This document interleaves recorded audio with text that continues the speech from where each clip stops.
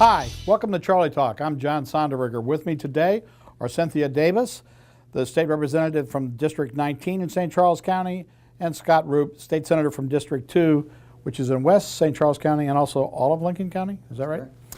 Okay, Cynthia lives in O'Fallon, is the former O'Fallon alderman, and once ran for mayor of the city against incumbent Paul Renaud. You came close in that election too, didn't you? I came close enough to leave him a humble mayor. You ran him out of town. And Scott resides in Wentzville and is a former state representative. Thank you both for visiting with us today. And you may have seen some political signs up in your neighborhoods, and you might know that in the Republican primary coming up, Scott and Cynthia are opponents. So the first thing I'm going to ask you is, Cynthia, why are you running? I'm running because we want America back, and we're tired of the pandering politicians who say one thing at election time and then do whatever they want after they get into office. It's time for people to listen to the people. Well, Cynthia, you've been in office for a long time, 8 years, haven't you? Mm-hmm. So what are you going to do different than as a senator that you didn't do as a rep, or you did do as a rep? Well, first of all, I'm going to give us a conservative for a senator, which we don't have right now. Mm-hmm. And secondly, if I don't put my name on the ballot, we're not going to have anybody to represent the conservatives in our district. Okay. So, Scott, what do you think about that? Oh, well, I think that this election just comes down to, results. And if you look at the last 4 years, as myself being your senator, gotten tons of results for St. Charles County. Now, Ms. Davis, she can make the comments she wants to make. You can call me Mrs. Davis. I'm married. No, okay, how about representative? How about sweet Cynthia?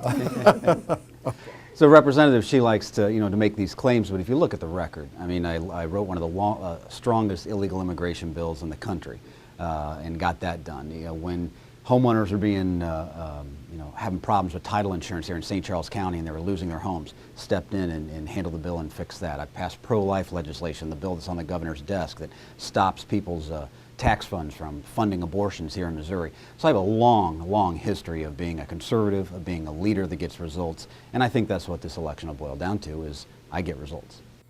Well, is this election going to be about who's the most conservative person in the party? Nationally, the Tea Party candidates have run against established Republicans.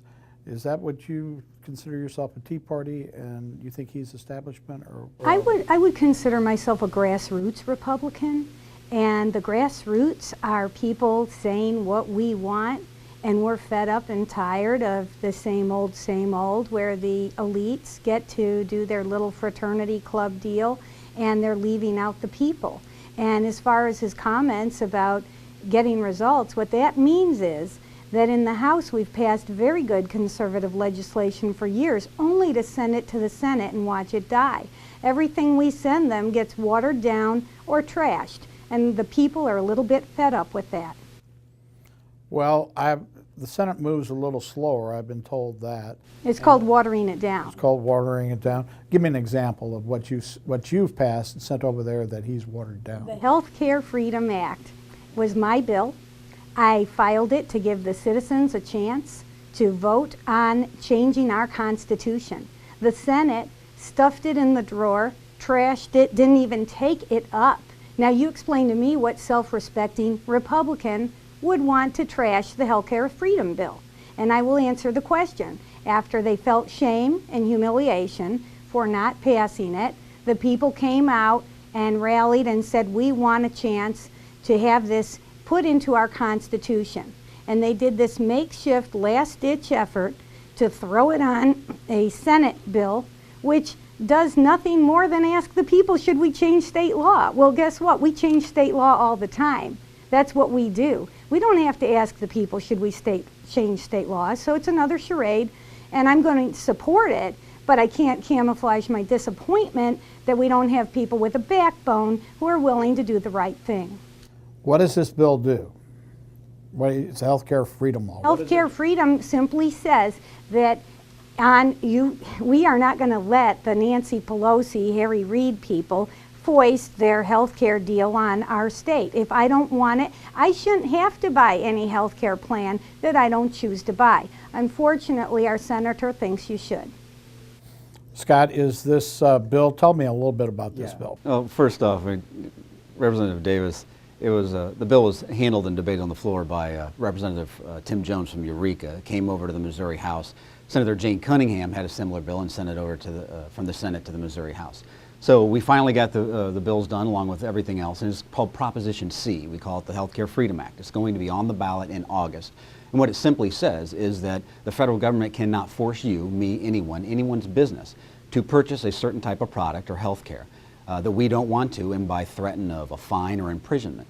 It's not an opt-out bill. You know, you can choose to participate in the federal plan if you want, but we are standing up and saying that we are not going to allow the federal government to force us, or you as a business owner or as a person, to purchase any type of a product if you don't want. If you want to keep your own health care plan you have here, go right ahead and keep it. It is empowering the people. And it actually was a Senate bill that I handled and got it done, so she can say that I opposed it, but I was a sponsor of the bill that handled it in the Senate and got it through. And it will be on the August ballot, and it's coming up. It's Proposition C, 110% behind it, as are most of the conservative organizations around the state, and really hope that she would talk it up, and because it is something definitely that we do want to pass, and the people, so that they can say no to Obamacare and exercise their right. Why would you be against the people voting? I'm supporting it. I'm supporting the concept because it was my resolution to begin with. I was the first and only one to file it when we could pre-file bills. And once it caught on and people found out that my idea was the right way to go, that was a constitutional amendment. What you do is you take the valuables away from the babies and put it up on the shelf. If we had put it into the Constitution like the bill the House passed, then we would have essentially taken it out of reach of the Democrats, because when they get in control, they can change state law next year. They can change state law the next year after that. There's nothing stopping the lawmakers from changing it if it's only a state law. If we had done it right, we would have made it a constitutional amendment, and then it could not be changed without a vote of the people. So this is all another charade. I'm going to support it, but I'm not going to stand there and say that it was necessary to put it on the ballot when we could have passed it into state law any day we were in session. But you can't change the Constitution in state law. You have to go to the people for that. The people, and that's my resolution, was to put it on the ballot so that the people could vote on changing our Constitution.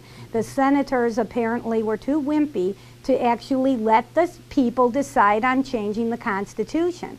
We don't have to ask the people, should we change state law? Okay.